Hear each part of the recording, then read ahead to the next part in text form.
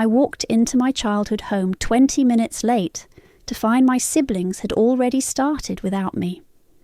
The dining room table was covered with legal documents, and Gemma was sliding a pen across the mahogany surface toward an empty chair.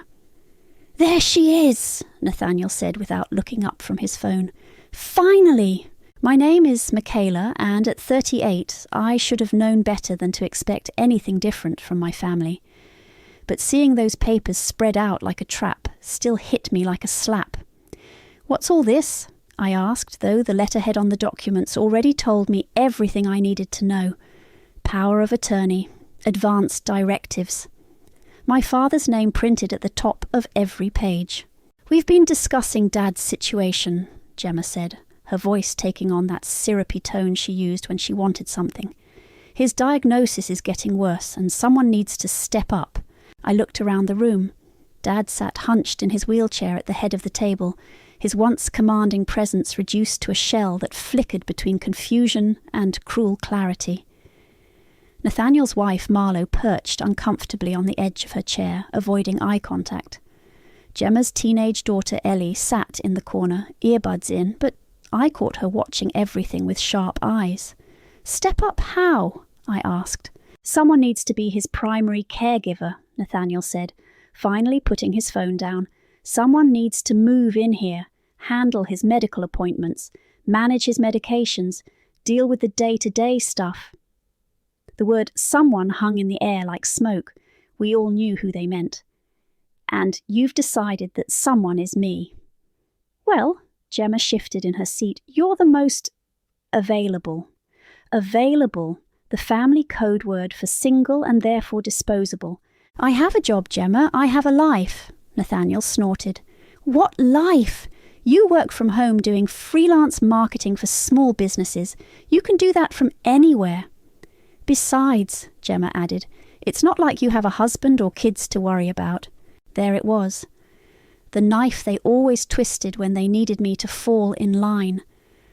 I'd heard variations of this speech my entire life. When Mom died and they needed someone to plan the funeral. When Dad had his first health scare and needed someone to coordinate his care. When family gatherings needed organising, when elderly relatives needed visiting, when any unpleasant family business needed handling. Always me. Always the spinster sister who had nothing better to do. "I never agreed to this," I said. "The thing is," Nathaniel leaned forward, "Dad's condition is only going to get worse. He needs full-time care, and professional care is expensive. Really expensive." "We're talking about preserving the family assets," Gemma said, "making sure there's something left for all of us when the time comes." I looked at the papers again. Power of attorney would give me legal control over Dad's finances, his medical decisions, everything. It was a massive responsibility they were trying to dump on me while they continued their comfortable lives. "What if I say no?" The temperature in the room seemed to drop 10 degrees. "Then Dad goes into state care," Nathaniel said. "And you know what that means. They'll drain every penny he has. The house, his savings, everything. Gone." "Is that what you want?" Gemma asked. "To be responsible for destroying our family's legacy?" Our father chose that moment to speak, his voice cutting through the tension like broken glass. "Always knew you were selfish," he said, his eyes focusing on me with startling clarity. "Just like your mother. Never could count on either of you when it mattered." The words hit exactly where he intended. Even with dementia eating away at his mind, Dad still knew precisely how to wound me. I stared at those papers, at my siblings' expectant faces, at my father's cruel smile. The same dynamics that had played out my entire life. Them making decisions, me cleaning up the mess. Them taking credit, me taking blame. But something was different this time. Maybe it was the legal weight of those documents, or maybe I'd finally reached my breaking point. As I picked up the pen, a cold certainty settled in my chest. "Fine," I said, signing my name with deliberate strokes. "I'll take care of everything." Gemma smiled with relief. Nathaniel nodded approvingly. Dad settled back in his wheelchair, satisfied. None of them noticed the way I emphasised that last word. Everything. They had no idea what they'd just handed me. 3 days later, I was living in hell. The house smelled like old medicine and unwashed laundry. Dad's bedroom had become a maze of medical equipment, oxygen tanks, pill organisers, a hospital bed that dominated the space where Mum's antique dresser used to sit. I'd moved into my childhood bedroom, sleeping on the same twin bed I'd had in high school. "Where's my breakfast?" Dad's voice cracked like a whip from downstairs. I checked the clock. 5:47 a.m. He'd been up since 4, calling for me every 20 minutes. "Coming, Dad," I called back, pulling on yesterday's clothes. In the kitchen I found him sitting at the table in his pyjamas, glaring at the empty placemat in front of him. "You're late," he said. "It's not even 6 in the morning." "I've been waiting." I started the coffee and pulled eggs from the refrigerator. My phone buzzed with a text from Gemma. "Hope everything's going well. Kids have soccer tournaments all weekend. You're amazing for doing this." Amazing. Right. "The eggs are cold," Dad said before I'd even finished cooking them. "They're still in the pan, Dad." "Don't talk back to me." I set the plate in front of him and watched him eat in silence. This was the man who used to terrify me as a child, who could clear a room with his temper. Now he struggled to hold his fork steady, but his capacity for cruelty remained razor sharp. My phone rang. Fatima's name flashed on the screen. "I need to take this," I told Dad. "Don't you walk away from me." I stepped into the hallway anyway. "How are you holding up?" Fatima asked. She'd been my best friend since we were 12, and now she was one of the few lawyers in town I trusted completely. "I'm drowning," I whispered. "Where are the golden children today?" "Nathaniel's at work. Gemma's at soccer tournaments. You know, important stuff. And you're playing nursemaid to the man who made your childhood miserable." "Fatima, I'm serious, Michaela. Do you understand what you signed? Power of attorney means you control everything. His finances, his property, his medical decisions, everything." I glanced back toward the kitchen, where Dad was banging his fork against his plate. "I know what I signed. Do you? Because from where I'm sitting, it looks like your siblings just handed you the keys to the kingdom and you're using them to lock yourself in the dungeon." Before I could respond, Dad's voice boomed from the kitchen. "Michaela, get in here!"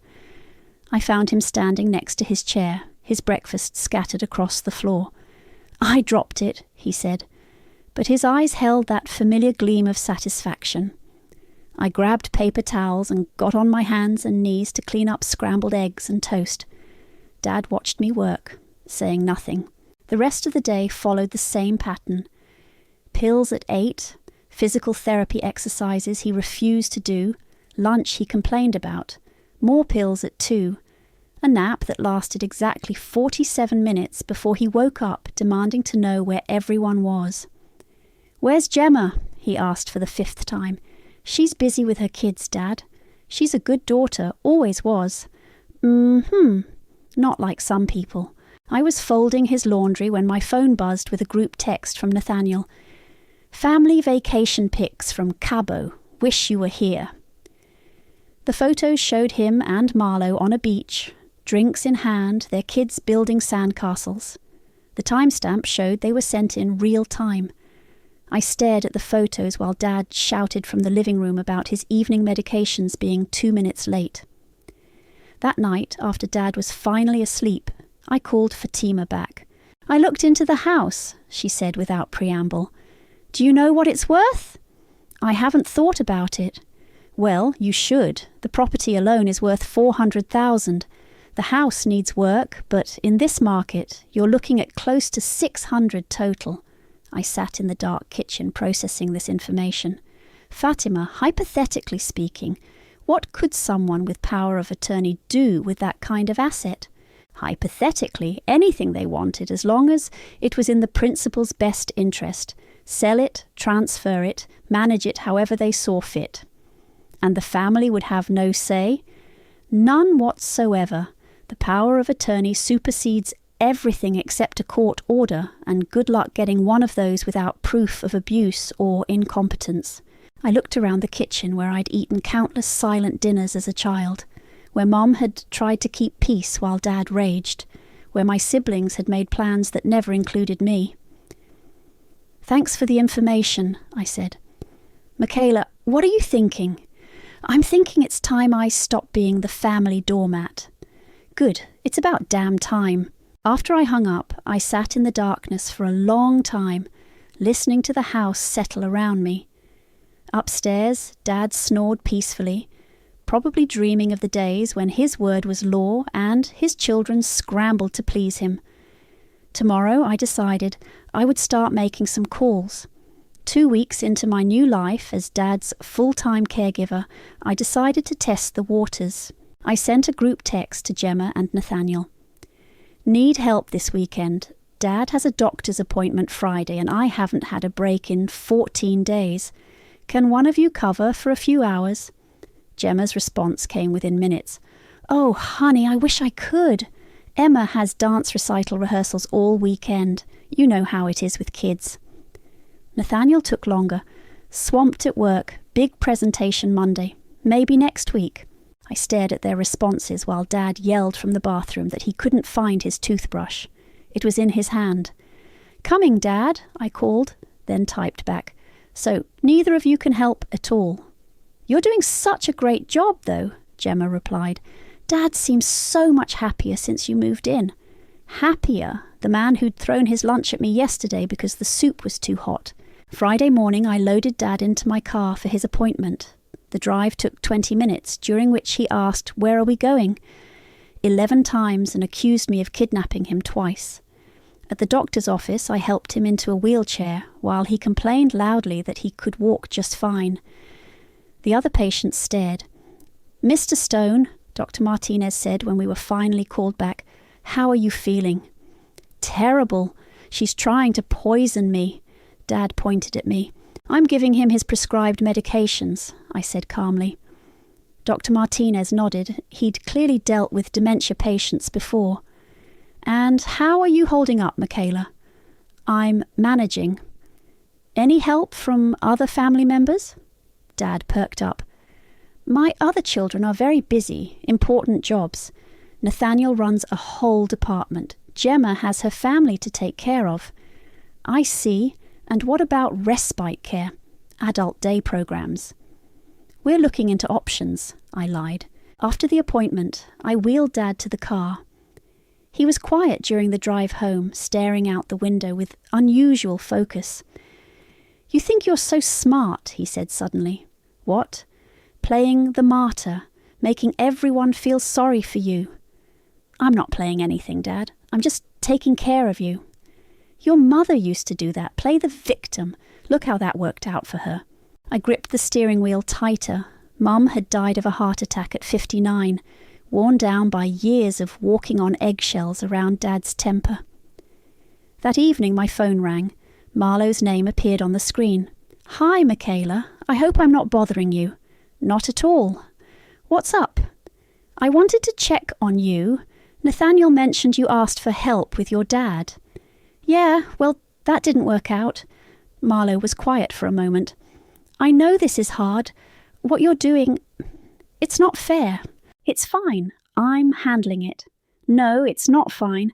I've been watching this family dynamic for 10 years, and it's not okay how they treat you." I almost dropped the phone. No one in the family had ever acknowledged this before. "Marlowe, Nathaniel's been talking about the house," she said quickly. "About what it'll be worth when the time comes." "Has he?" "He's already spending the money in his head. We have some financial issues and he's counting on that inheritance to fix everything." "What kind of issues?" "Credit cards, a business investment that went bad. We're behind on the kids' tuition." Her voice got smaller. "He doesn't know I'm telling you this." "Why are you telling me?"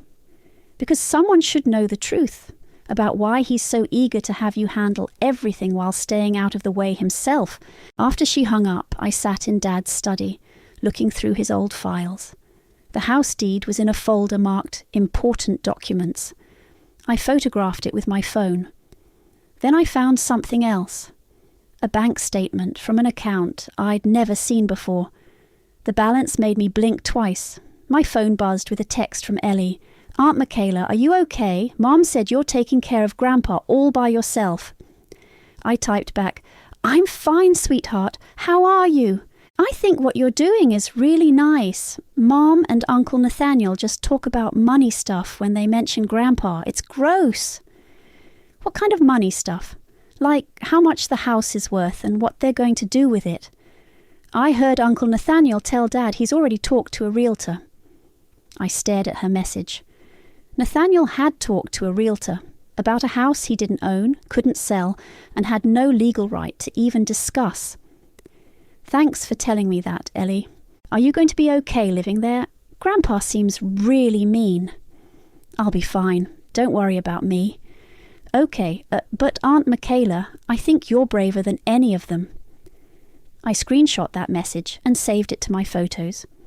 The next morning, while Dad was still asleep, I called Fatima. "I need to ask you something," I said. "If someone with power of attorney discovered that the family was already making plans to sell property that wasn't theirs to sell, what would you call that?" "I'd call it a very big mistake on their part." "Good, because I think it's time to start making some plans of my own." Dad's bad days were getting worse, but his cruel days remained sharp as ever. "You're just like your mother," he snarled at me Tuesday morning when I brought his breakfast 2 minutes late. "Useless, no wonder no man ever wanted you." I set the tray down without responding. 3 weeks of this, and I'd learned that fighting back only made it worse. "Look at me when I'm talking to you." I met his eyes. They were clear today, which meant he knew exactly what he was saying. Gemma was always the pretty one. Smart too, married well. And Nathaniel, he's got drive, built something for himself. Dad picked up his fork with shaking hands. "But you're 40 years old, 38, and you've got nothing to show for it. No husband, no kids, no real career, just sitting around waiting for handouts." "I'm taking care of you, Dad, because you have to, because nobody else wants you." I walked out of the room before I said something I'd regret. In the hallway, I pulled out my phone and called Fatima. "Can you meet me today?" I asked. "I need to get out of this house. Coffee shop on Main Street. 1 hour." I arranged for a home health aide to stay with Dad for 3 hours. It cost me $200 I couldn't afford, but I needed to breathe. Fatima was already waiting when I arrived, a thick folder on the table in front of her. "You look like hell," she said. "Thanks, that's exactly what I needed to hear." "I'm serious, Michaela. When's the last time you slept through the night?" "I don't remember." I slumped into the chair across from her. "He wakes up every few hours. Sometimes he's confused and scared. Sometimes he's just mean. And your siblings.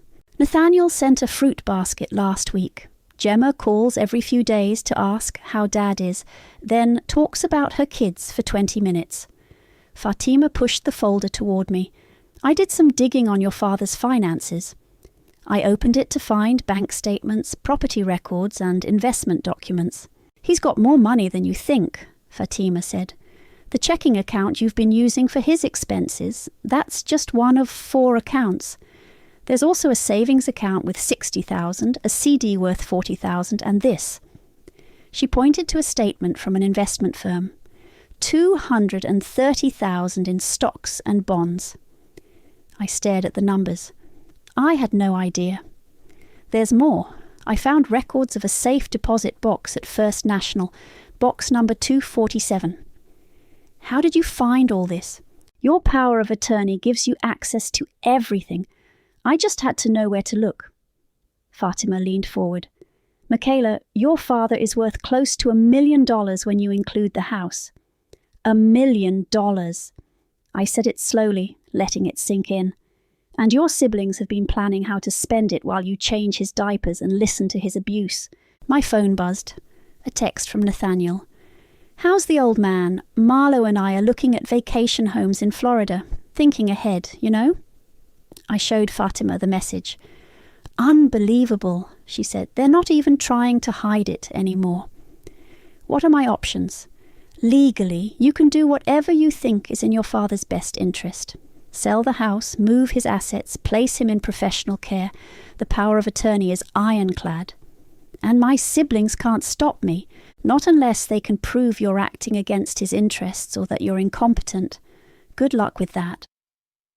I thought about Dad's words that morning, about a lifetime of being dismissed, overlooked, and treated like the family failure. I want to see that safe deposit box, I said. An hour later, we stood in the vault at First National Bank. The manager, a nervous man named Phillips, checked my power of attorney documents 3 times before handing me the key. Box 247, he said. Take your time. Inside the narrow metal box, I found more than I'd expected.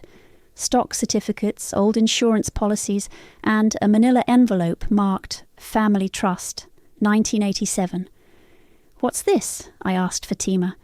She opened the envelope and whistled softly. Your father set up a trust when you were kids. Look at the beneficiaries. I read the document. The trust was supposed to provide for his children's education and future needs. But there was a problem. He never funded it, Fatima said. He set up the legal structure but never transferred any assets into it. Why would he do that? Control. He kept everything in his name so he could hold it over your heads. At the bottom of the box was a small leather journal. I opened it to find Dad's handwriting, entries dating back 20 years. Michaela asked for help with college tuition today, one entry read. Told her no, she needs to learn to work for what she wants. Another, Nathaniel's business is failing. He came asking for a loan, let him sweat for a while. And another, Gemma wants money for the kids' private school. These children need to understand that money doesn't grow on trees. Page after page of him documenting how he'd denied help to his children, how he'd enjoyed watching us struggle while sitting on a fortune. This is sick, I said. This is evidence, Fatima replied. Evidence that he's been manipulating all of you for decades. I closed the journal and looked at my friend. I want to set up a meeting with a real estate agent. For the house and Fatima, I want to look into care facilities, the best ones money can buy. What about your siblings? What about them? They made it clear they don't want to be involved in his care, so they won't be involved in the decisions either. Fatima smiled. Now you're thinking like someone with power. I'm thinking like someone who's tired of being treated like garbage by people who expect me to be grateful for the privilege. When do you want to start? Tomorrow? And, Fatima, let's keep this between us for now. Of course, but Michaela? Yeah? They're not going to like this. Good, it's about time they didn't get exactly what they wanted. The real estate agent arrived at 10 a.m. sharp. A polished woman named Sandra, who drove a BMW and wore heels that clicked authoritatively on the hardwood floors. Beautiful property, she said, walking through the living room with her tablet. Great bones. The location alone makes this very desirable. Dad was at his physical therapy appointment, giving me 2 hours of freedom to handle business. What are we looking at, value-wise? I asked. In this market? 600 minimum, possibly 7 if we stage it right. Sandra took photos of the crown moulding.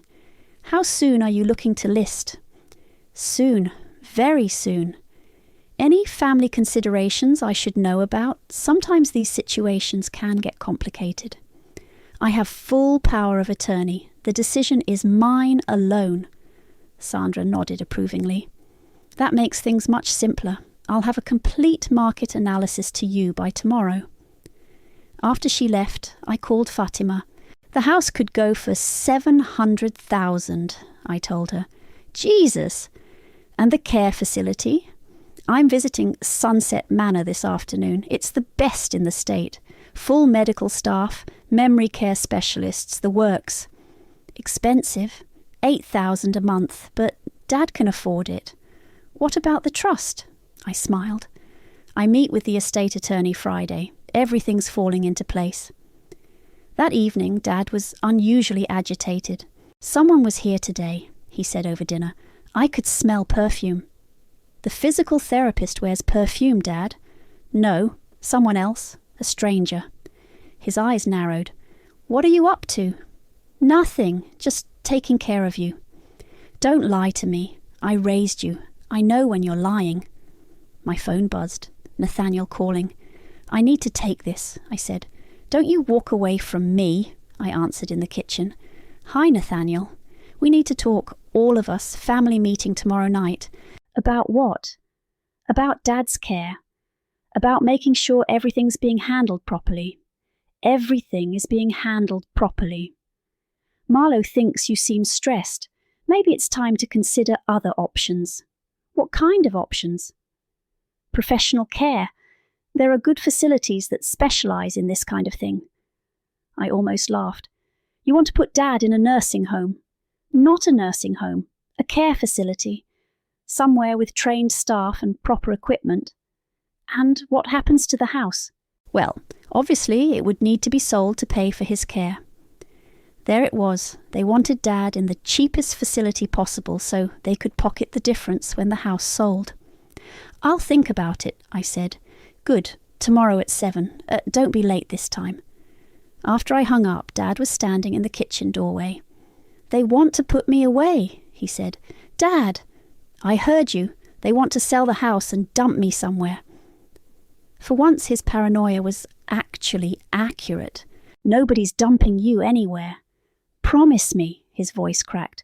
Promise me you won't let them put me in some hellhole to die. I looked at this man who'd made my childhood miserable, who'd spent decades tearing me down, who just that morning called me worthless, and I felt something I hadn't expected. Pity.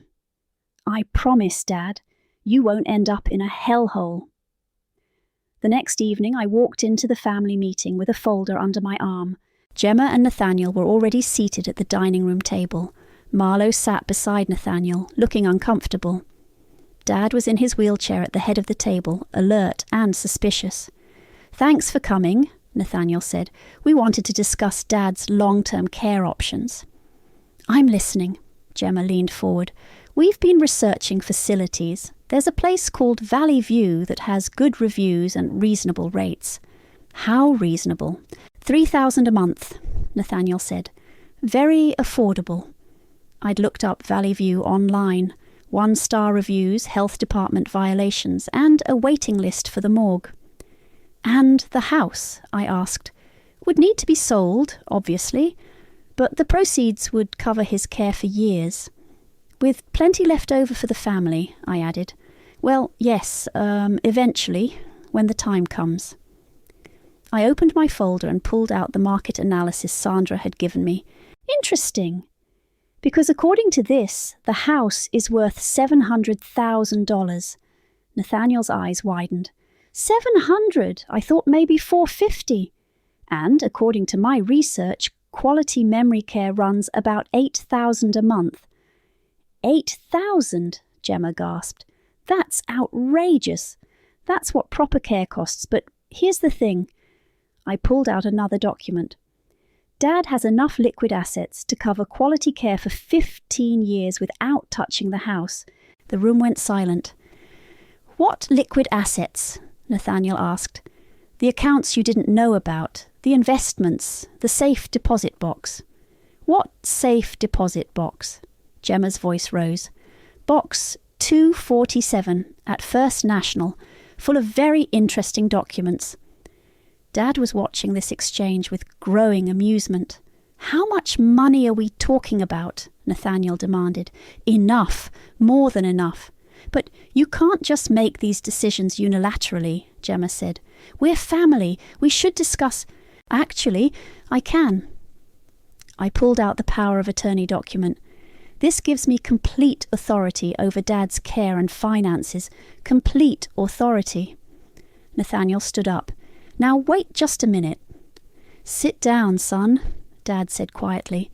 Let your sister talk. I've already selected a care facility, I continued. Sunset Manor, the best in the state. Dad will have his own room, round-the-clock medical care, and all the dignity he deserves." "How much?" Marlowe asked quietly. "8,000 a month, which he can easily afford." "For how long?" Nathaniel's face was red. "For as long as necessary." "And the house?" I smiled. "The house stays in the family, for now." The silence stretched until Dad started laughing, a dry, wheezing sound that filled the room. "Looks like the smart one was right under your noses all along," he said. The moving truck arrived on a Tuesday morning. I'd arranged everything while Dad was sleeping, the transport to Sunset Manor, the cleaning crew, the storage unit for anything worth keeping. "You sure about this, honey?" asked Rita, the head nurse from the transport service. She was a kind woman with gentle hands who'd helped me get Dad ready. "I'm sure." Dad sat in his wheelchair by the front door, dressed in his best suit. He'd been unusually quiet all morning, watching me pack his belongings with sharp eyes. 37 years in this house," he said suddenly. "I know, Dad. Your mother loved this place, spent hours in that garden." I looked out at Mum's rose bushes, now overgrown and wild. "She did." "You're really going to sell it?" It wasn't a question. Somehow he knew. "Yes." He nodded slowly. "Good. This house has too many ghosts." The transport van pulled up outside. Rita squeezed my shoulder. "He'll be well taken care of," she said. "Sunset Manor is the best." I knelt beside Dad's wheelchair. "You're going to like it there. They have activities, good food, people to talk to." "Will you visit?" "Of course. Even after you sell the house and take the money." I met his eyes. "Even then." He reached out with a trembling hand and touched my cheek. For a moment he looked like the father I'd wanted him to be my whole life. "I'm sorry," he whispered. "Dad, I'm sorry for all of it. You deserved better." Then Rita was wheeling him toward the van, and the moment was gone. I stood in the empty driveway until the van disappeared around the corner. Then I went back inside and called Sandra. "List it today," I said. "I want it sold as quickly as possible." "Are you sure? We could wait for the spring market." "Today." By evening, the house was empty, except for my suitcase and laptop. I'd moved into a hotel downtown, claiming I needed time to process the transition. Really, I needed to be anywhere but in that house when my siblings found out what I'd done. My phone had been buzzing all day. Missed calls from Gemma, angry texts from Nathaniel. I'd ignored them all. At 8 p.m, I finally answered when Gemma called. "Where are you?" she demanded. "I drove by the house and there's a for sale sign in the yard." "I'm at a hotel." "A hotel? What the hell is going on, Michaela?" "Dad's been moved to Sunset Manor. The house is being sold. I thought you'd be happy. You both wanted him in professional care." "Not that kind of care. Do you have any idea how much that place costs?" 8,000 a month." 8,000! Are you insane? That'll burn through his money in no time." "Actually, it won't. Dad has more assets than you realized." "How much more?" "Enough." "That's not an answer." "It's the only answer you're getting." The line went quiet. Then, "Nathaniel wants to meet. Tonight." "I'm busy." "Michaela, you can't just make these decisions without consulting us. We're family." "Family? Right. Where was family when I was changing Dad's diapers and listening to his abuse for a month?" "That's not fair." "Fair? You want to talk about fair? You and Nathaniel dumped Dad on me and disappeared. Now you're upset because I'm actually taking care of him properly, by bankrupting him, by giving him the care he deserves instead of warehousing him in some hellhole so you can inherit more money." Gemma's voice turned cold. "Meet us at the house tomorrow night, 7 o'clock. "The house is sold, Gemma." "What?" "I accepted an offer this afternoon. Cash buyer, quick closing. We'll be done in 2 weeks." The silence stretched so long I thought she'd hung up. "You can't do this," she finally said. "I already did. We'll fight you. We'll get lawyers." "Good luck with that. I have power of attorney and Dad's best interests at heart. What do you have?" "We have rights." "No, you don't. You gave up your rights when you handed me those papers and walked away." After I hung up, I sat on the hotel bed and stared at my phone. 3 missed calls from Nathaniel, 2 from Marlo, and 1 text from Ellie. "Aunt Michaela, my mum is freaking out. Are you okay?" I texted back, "I'm fine, sweetheart. Don't worry about the grown-up drama. Is it true you sold Grandpa's house?" "Yes." "Good. That place always felt sad." I smiled and put my phone on silent. The next morning I met with Fatima and the estate attorney, a sharp woman named Patricia, who specialised in elder law. "The trust is ready," Patricia said, sliding documents across her desk. "Irrevocable as requested.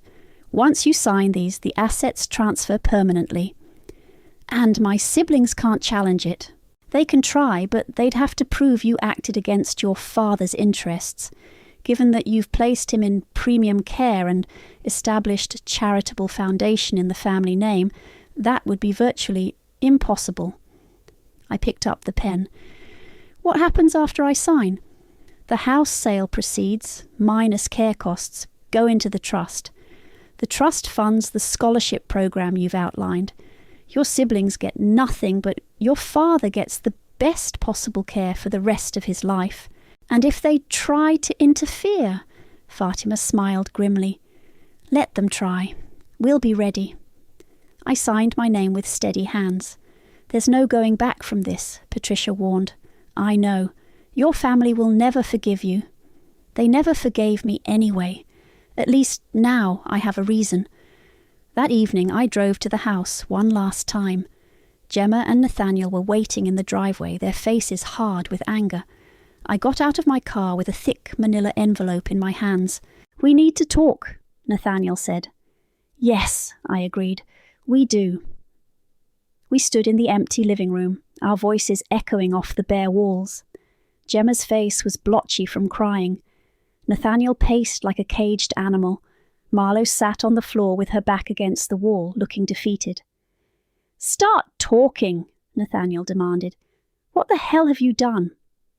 I set the manila envelope on the mantelpiece. "I did exactly what you asked me to do. I took care of Dad. By spending all his money, by making sure he gets proper care instead of being dumped in some warehouse to die." "Valley View isn't a warehouse," Gemma said. "It's a perfectly adequate facility. Have you been there?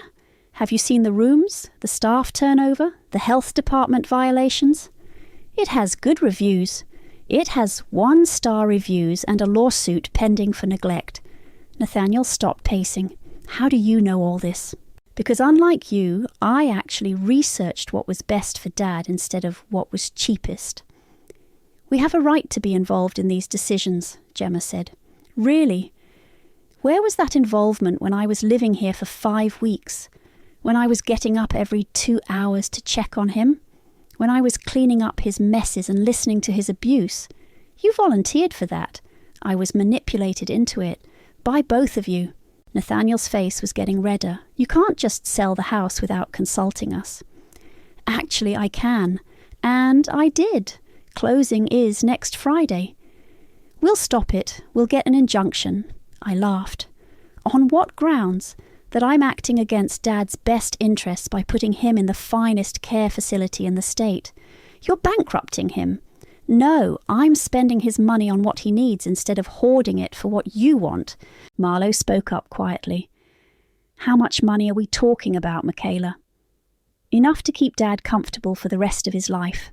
"That's not an answer," Nathaniel snapped. "It's the only answer you're getting." Gemma stood up, her hands shaking. "This is about revenge, isn't it? You're punishing us because you're bitter about your life." "My life? You mean the life where I've been the family scapegoat since childhood, where every family crisis became my responsibility while you two lived your perfect suburban dreams? Nobody forced you to stay single and childless, and nobody forced you to be a selfish, manipulative bitch, but here we are," Gemma gasped. Nathaniel stepped forward. "Don't talk to her like that." "Like what? Honestly? You want to know what's honest, Nathaniel? You've been planning to spend Dad's inheritance before he's even dead. Marlo told me about your financial problems. about how you're counting on this money to bail you out. Nathaniel shot a furious look at his wife. You told her about our business? She deserved to know why you were so eager to warehouse Dad in the cheapest place possible, Marlowe said quietly. Shut up, Marlowe. Don't tell your wife to shut up, I said. She's the only one in this family with any integrity left. Integrity? Nathaniel laughed bitterly. You want to talk about integrity? You manipulated a sick old man. I took care of a sick old man while his other children planned his funeral and divided up his assets. You had a realtor look at this house before Dad was even diagnosed. The room went silent. Ellie told me, I continued, your own daughter was disgusted by how you talked about Grandpa like he was already dead. Nathaniel's face went white. We were just being practical. Practical? Right. I picked up the envelope from the mantelpiece. Well, here's some practicality for you. I opened it and pulled out the trust documents. What's that? Gemma asked. The Grahamstone Family Trust. Irrevocable, signed, sealed, and filed with the state. What does that mean? Marlowe asked. It means all of Dad's assets, including the proceeds from the house sale, go into this trust. A trust for what? Nathaniel demanded. The Grahamstone Scholarship Fund, full college scholarships for women over 35 who are returning to school, women who've been overlooked, undervalued, and told they're too old to chase their dreams. The silence was deafening. You're giving away our inheritance to strangers, Gemma whispered. I'm creating something meaningful from Dad's money instead of letting you waste it on vacation homes and credit card debt. You can't do this. I already did. The trust is irrevocable. The money is gone. Forever. Nathaniel lunged forward, but Marlowe grabbed his arm. Don't, she said firmly. She stole our inheritance. She used her legal authority to make decisions about her father's care and assets, Marlowe said. Just like you wanted her to. Not like this. I walked toward the door. You made your choices. You chose to dump Dad on me and disappear.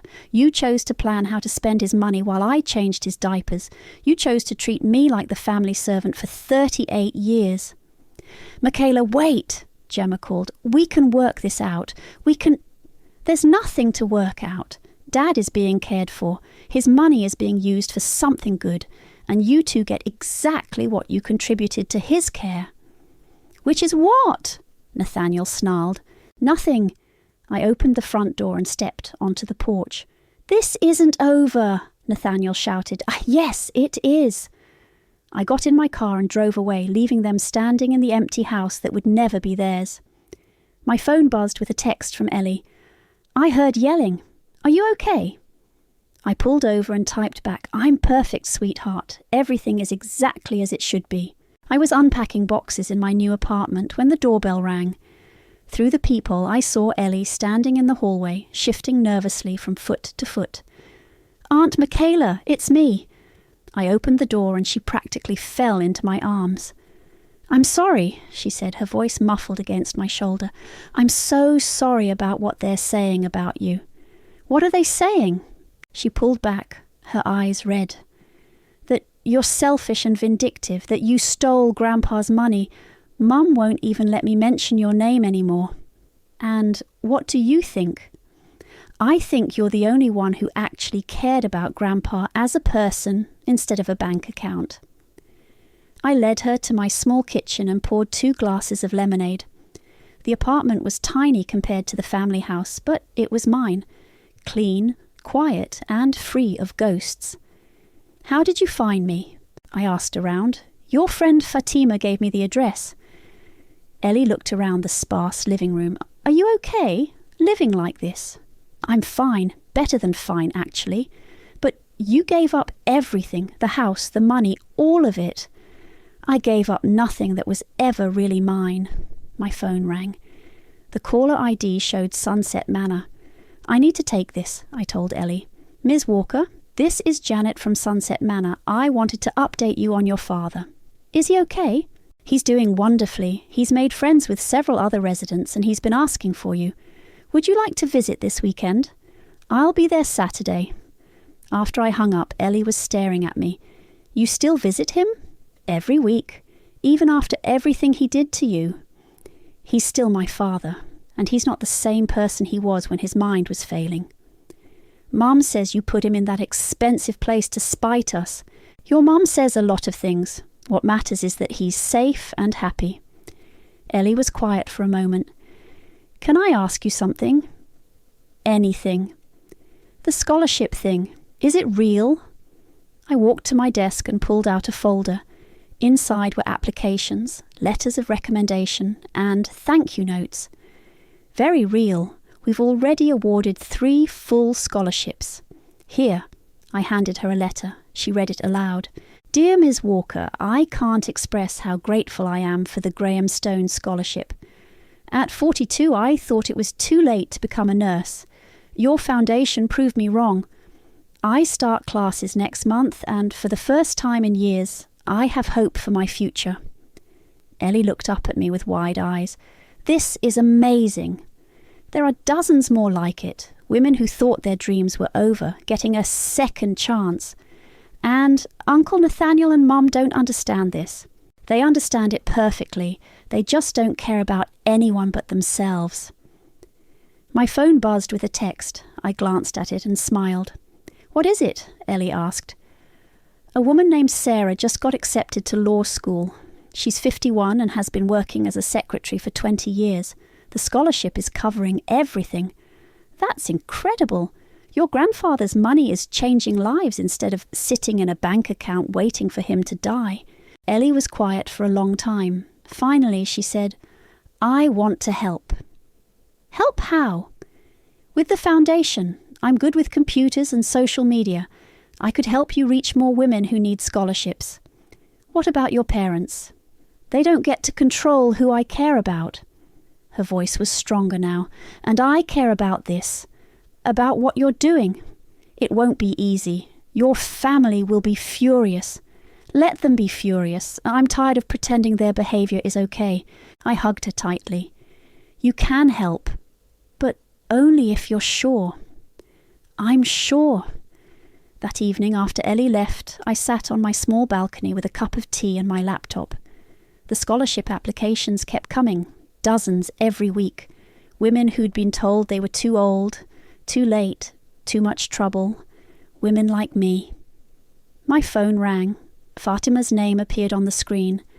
"How are you holding up?" she asked. "Good, really good." "Any regrets?" I thought about the question seriously. I'd lost my family, my childhood home, and any chance of inheritance. I was living in a studio apartment and working freelance jobs to pay rent. "None," I said. "Not a single one. Even though they'll never forgive you. They never forgave me anyway. At least now I have a reason to be proud of." "The foundation is getting attention. I saw an article in the Herald about your scholarship recipients." "Good attention. Very good.